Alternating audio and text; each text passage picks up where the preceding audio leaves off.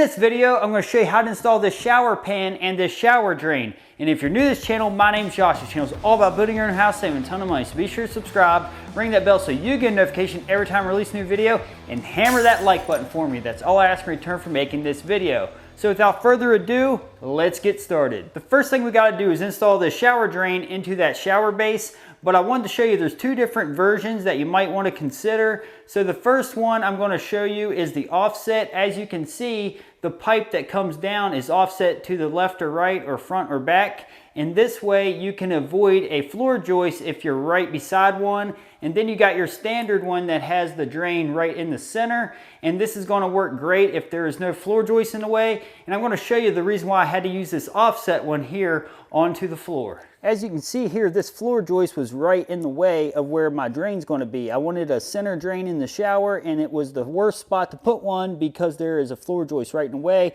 So what I had to do is put a floor joist right beside it. And because I didn't go all the way through that joist and I didn't want to have to tear it out anyways, what I did was just went ahead and got an offset one and just bored out the side of that joist. So now I didn't have to remove it, yet it's stiffened by this joist. So we're good to go as long as we have the offset going down to the right side of this shower base. In order to prepare this shower drain to be installed on the shower base, first thing we got to get is what's called plumber's putty, and these can be found in my Amazon store. The link is in the description below. If you do make a purchase, I get a small commission, but it's no extra cost to you and help support the channel. But both of these are good. I've used both of them with no problem. But I'm going to go ahead and use this one for this demonstration. So what I got to do is go ahead and open it up and have it ready. And then I'm going to open up this drain or unscrew the drain from the plastic body. And we're just going to go ahead and set this stuff to the side. And you're going to notice there is a paper ring that comes out first. So don't throw this away because it's very important. I'll explain here in just a moment. And then we got our part that screws down into the drain, and we got our rubber gasket, and you definitely clearly need to keep this too. And the first thing we're going to do is turn this upside down and kind of wipe it off with your hand or use a cloth. Just make sure there's no dust around it is the main thing. And we're clean and good to go. Now, next thing we need to do is go ahead and get a good wad of this plumber's putty. If you've never used plumber's putty, this stuff is really stiff and it has a slightly soft component to it, but it's relatively stiff. But what you got to do, it's like a tight Play-Doh. So pull out a good little handful here, and then all you got to do with it is kind of get it pliable in your hand, warm it up a little bit, and you're going to notice it's going to loosen up the more you work it around. And then all you got to do is roll it out in your hands. And this is what's going to give us a nice lengthy piece to wrap around this whole section of the drain. So something like that. And we'll go ahead and start sticking it onto the drain. And this stuff is pretty easy to work with. But if you've never worked with it, it is a little funky at first to get used to, but it's not too bad. So something like that. And I personally always pack it around the sides a little bit. I know some people don't do this, but that's just what I like to do. Set the shower base up so I can reach around both sides at once with the hands free, or you can just set up on its side and then put it in that way when it's leaned up against your leg. But it's easier to record doing it like this so you can see what's going on. So the first thing we gotta do is take our piece that we put the putty on, and we're just going to get it ready. But first, what I like to do is take the rag that I used earlier to wipe off the drain. And I also like to wipe off this section because any dust on here could possibly cause a leak. So I like to make sure it's nice and clean first. So just go ahead and wipe that out. Now, take the piece that has the plumber's putty on and stick it right into the center.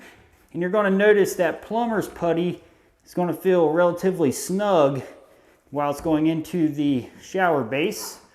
So we just got to get it started. So now what we got to do is reach around back. The order in which you got to place these, you want to put the rubber gasket on first and then the paper ring. And this piece of paper acts as more or less a lubricant.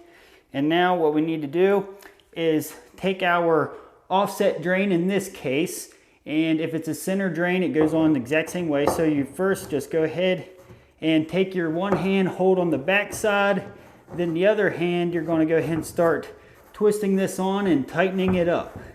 And an important note here on this offset one, I know this drain here needs to be pointing down by the time it's tightened up. So that's something I got to be mindful of while I'm torquing it down.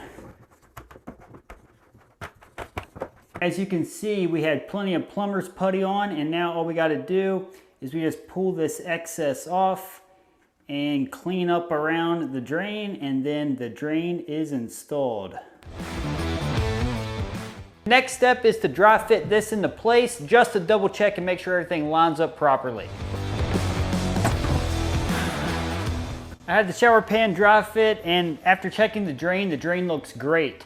So I went ahead and placed my level here just to see a quick reference of how level we are. And it looks like this side needs to come up about 1/8 inch. So what I'm going to do, get the shower pan out of the way, and then we're going to check the floor and then place shims to make it level. Before I put the shims on the floor, I must first install the felt paper. And the reason why we got to use felt paper is because I'm going to be putting mortar on the floor, and I don't want the mortar in direct contact with the subfloor because it'll suck the moisture right out of the mortar. So what I'm going to do is place this on the floor first. This is a standard 30 weight roofing paper.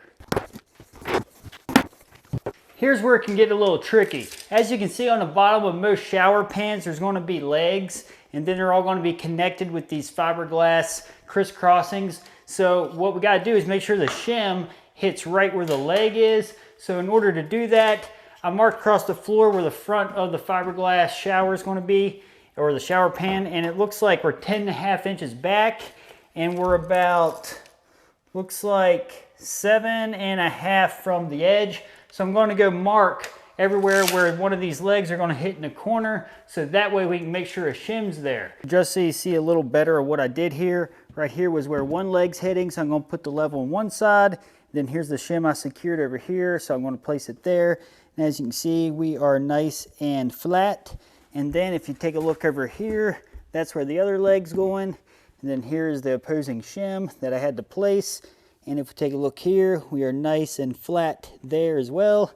And then if we go from shim to shim here, we are very flat here as well. So now we know from corner to corner to corner, we are nice and level. So these shims don't shift around. Just put a very little bit of liquid nails on them and slide them into place, just enough to keep them kind of tacky so they don't shift around. And that way we'll be prepared to install the mortar next. Now I'm going to mix up a mud pan mix, and what I'm going to do that, I got type S cement here and some clean water and some clean sand. And all we got to do is put a 3-to-1 ratio into this bucket. So I'm going to get 3 scoops of sand into this bucket. I'm going to do a scoop of the cement. And I'm going to start with just a little bit of water. And we want to keep adding water and mixing until we get a peanut butter-like consistency. What I ended up doing was doubling the mixture, so I did a total of 6 scoops of sand and 2 scoops of type S cement.